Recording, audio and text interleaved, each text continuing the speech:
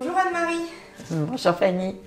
Alors aujourd'hui, on est là pour faire une petite vidéo pour faire découvrir ta formation en danse art thérapie et ce que c'est que la danse de plein potentiel parce que on a beaucoup de personnes qui veulent découvrir ce que c'est et qui ont pas mal de questions. Et donc aujourd'hui dans cette vidéo, on va essayer justement d'y répondre. Alors pourquoi en fait faire cette formation tout simplement ?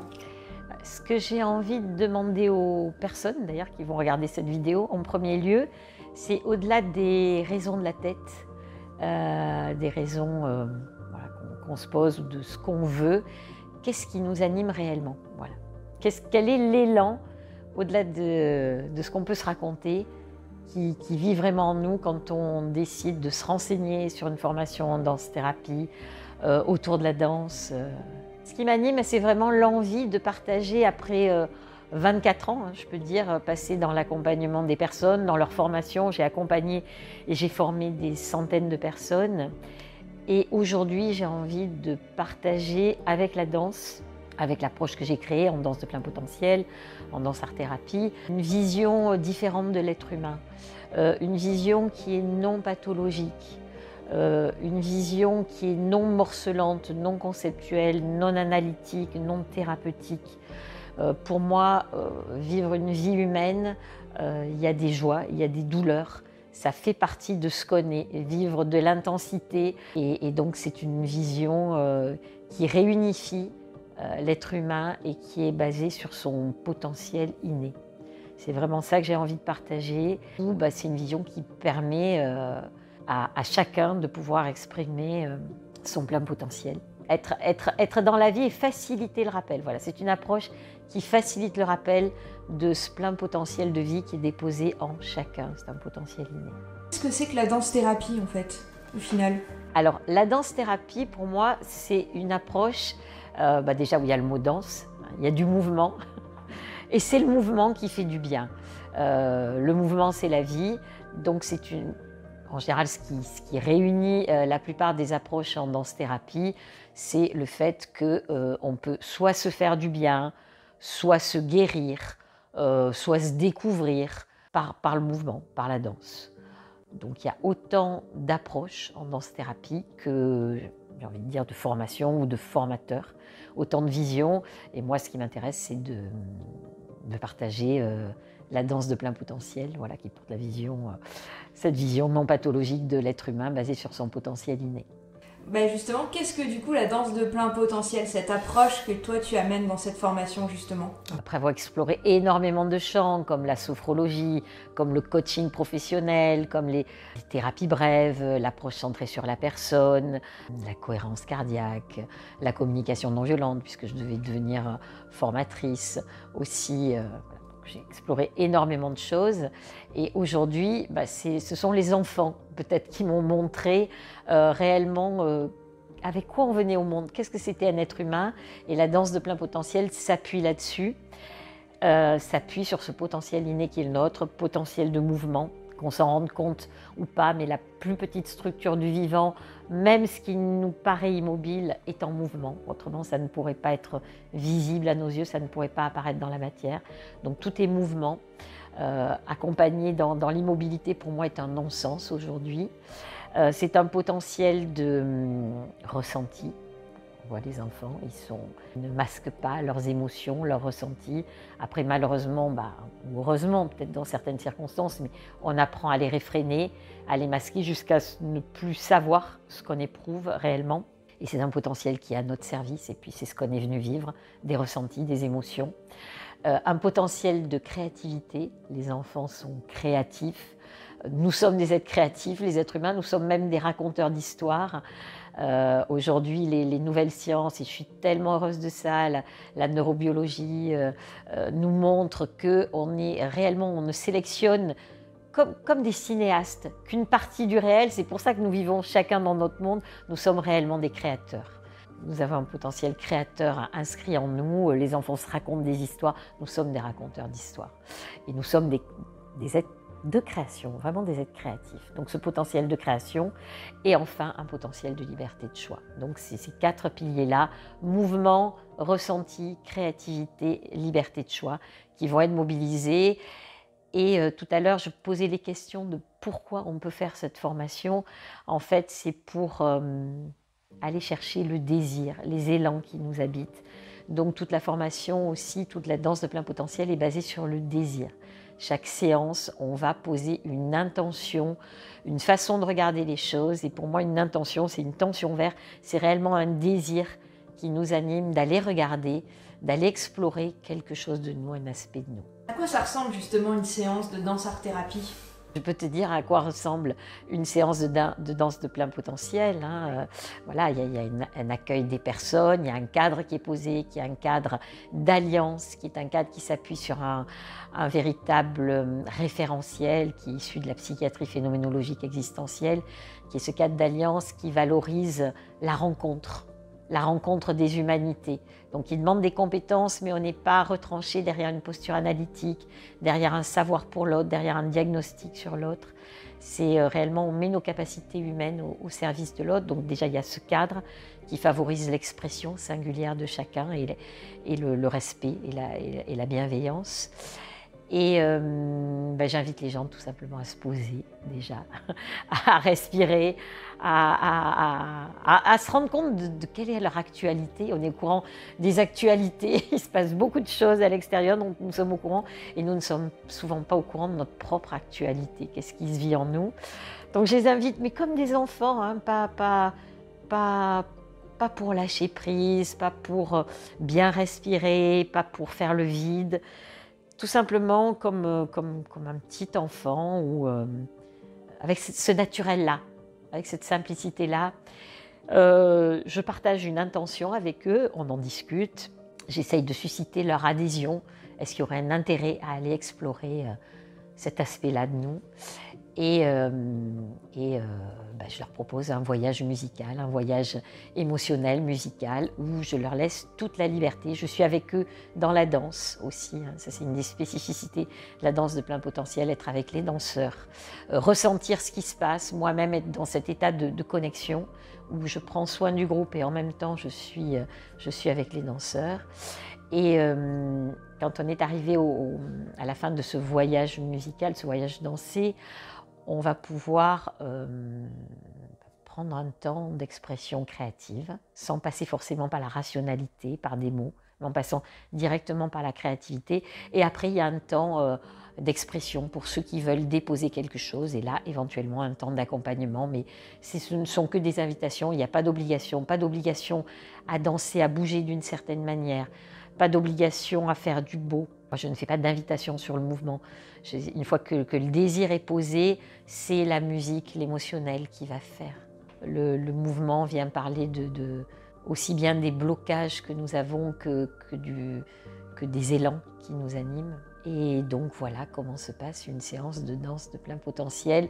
L'idée, et puis aussi il y a une partie après de pouvoir transmettre aux personnes des formes de conseils, de pédagogie sur l'émotionnel et sur comment s'accueillir au quotidien, comment danser au quotidien, comment mettre du mouvement dans sa vie, vraiment au quotidien. Les gens parlent d'approches opérantes, concrètes, pragmatiques, qui fonctionnent parce qu'il y a vraiment cet aspect pratico-pratique et simple surtout. Si j'aime pas danser, je sais pas danser, est-ce que ça va fonctionner pour moi ?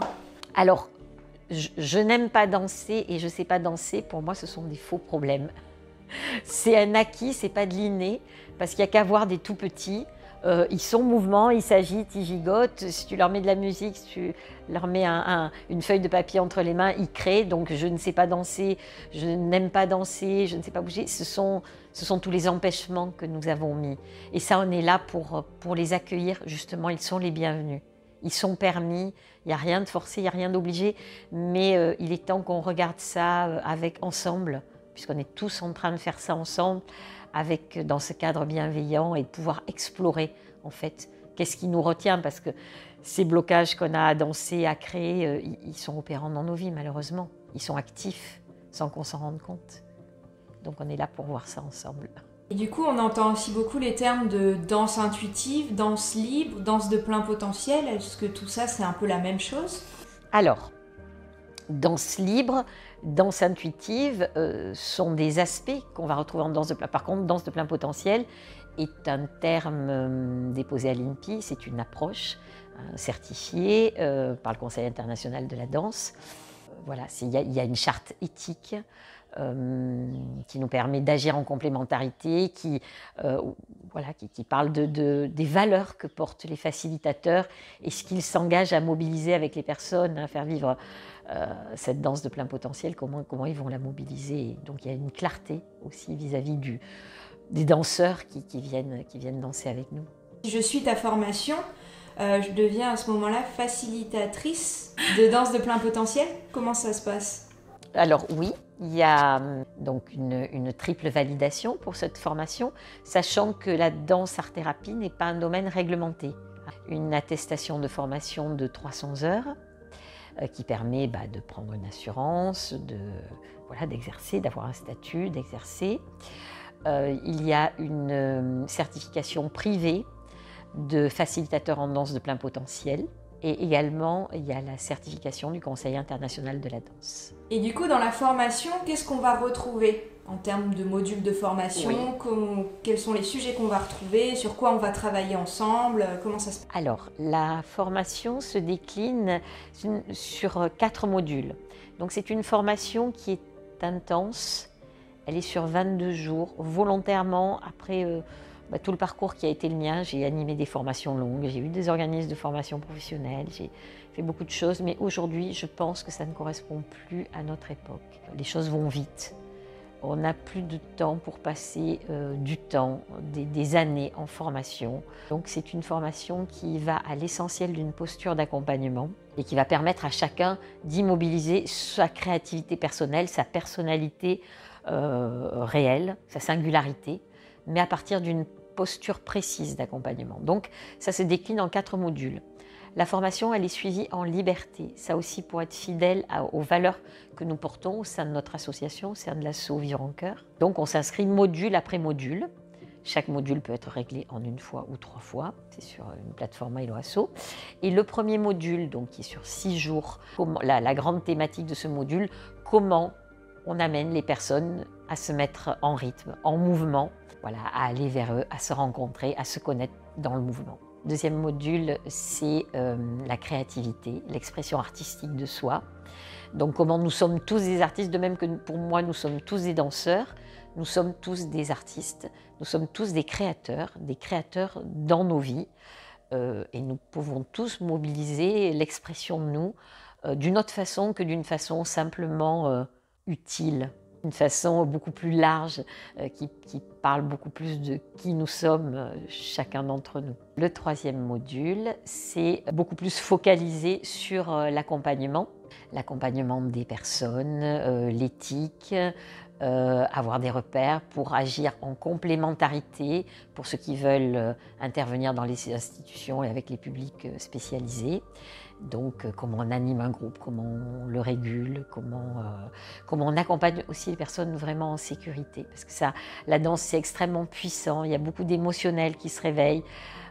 J'ai une autre formation que j'ai créée aussi, la transdanse, mais même dans la danse de plein potentiel, il peut y avoir de la transe aussi. Donc comment on sécurise, comment on accompagne tout ça. Donc c'est au centre de la formation. Et le 4e module, c'est la légitimité, c'est la certification, mais c'est vraiment un module d'apprentissage où on tient à refléter aux personnes quels sont leurs points de force, leurs points d'appui et comment elles peuvent continuer aussi, qu'est-ce qu'elles ont à continuer à développer, puisque pour moi une posture d'accompagnement c'est jamais fini, c'est jamais abouti, c'est tout le temps au travail. Mais dans chaque module, on va danser, on va beaucoup danser dans tous les modules, quelle que soit la thématique.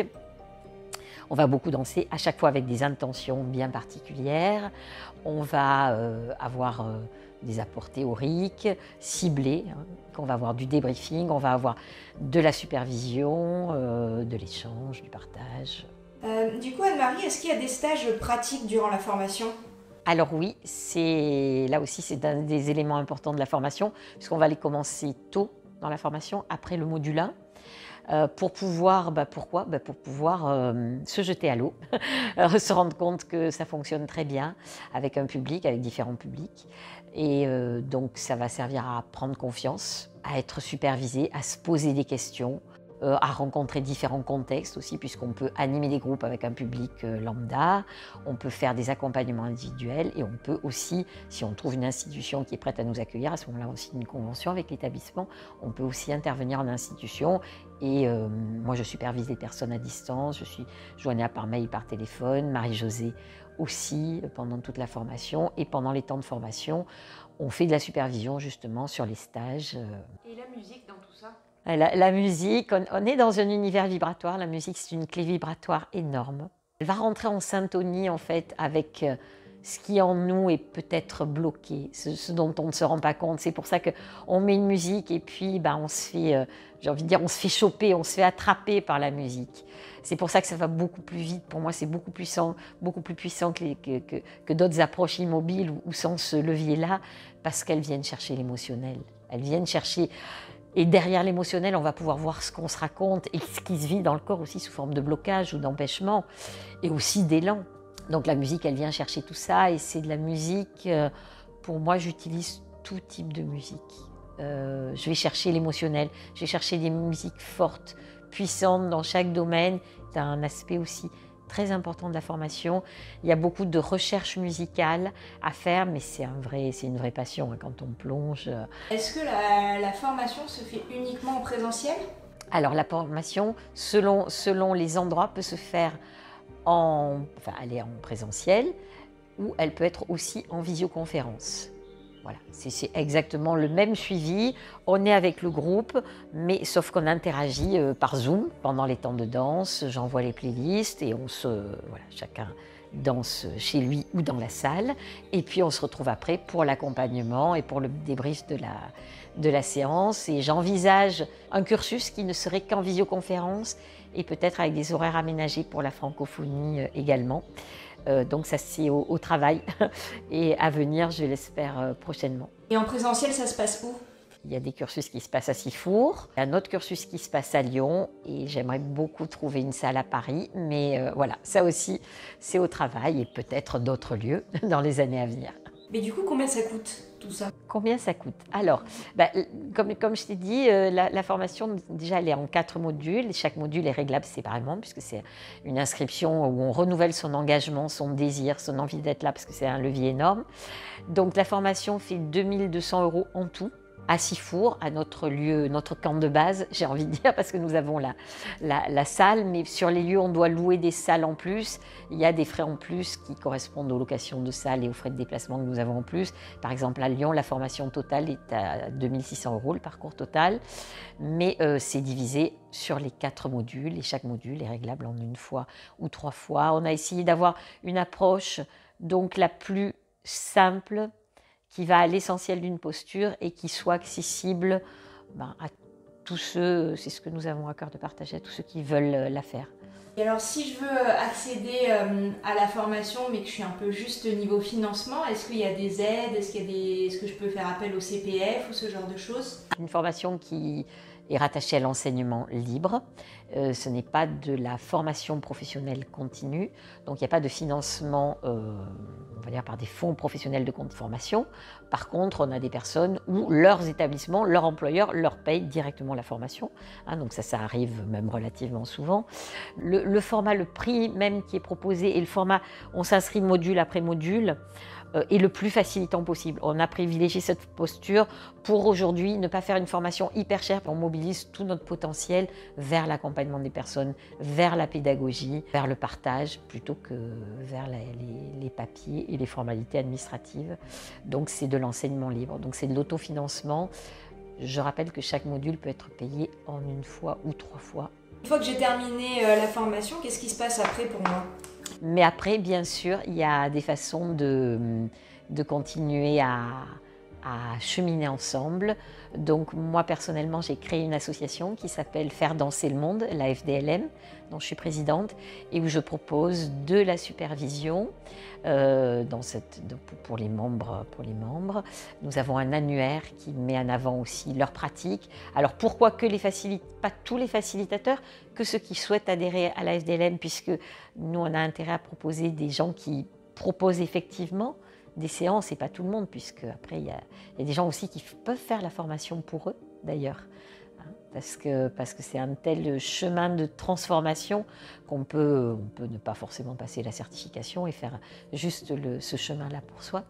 Et puis également une communication harmonisée, et on a énormément de convivialité, de soutien, d'échange, de partage autour des musiques, autour des savoir-faire, autour des salles, autour de toutes les questions qu'on peut se poser. Il y a un livre là qui va sortir, voilà, sur la danse de plein potentiel, et nous proposons au sein de la formation la possibilité aux facilitateurs de revenir gratuitement, sous réserve de place, bien sûr. Si une formation est pleine, c'est pas possible, mais en général, il y a toujours de la place pour pouvoir revenir, approfondir soit un module, soit toute une formation. On peut revenir faire tout un cycle de formation, et j'ai qui l'ont fait avec beaucoup de bonheur, parce que ça leur a permis de revisiter, d'entendre les choses complètement différemment. Donc, il y a cette proposition qui est possible. Si aujourd'hui j'ai envie de rejoindre la formation, comment je peux faire? Où est-ce que je trouve les informations? Alors sur notre site, formation-danse-art-thérapie.com, danseartthérapie.com. Pourquoi en fait je devrais faire cette formation, Anne-Marie? Pour avoir cette joie de pouvoir, enfin, c'est ce que je pense réellement, que le monde serait différent si chacun pouvait exprimer réellement qui il est, son énergie naturelle, singulière. Je pense qu'on est là pour ça, et tout simplement la faire pour soi. Et puis je pense que c'est quand on sait traverser, quand on vit les choses pour soi avec passion, qu'on peut les partager. Merci beaucoup Anne-Marie. Avec plaisir Fanny, merci à toi. À bientôt.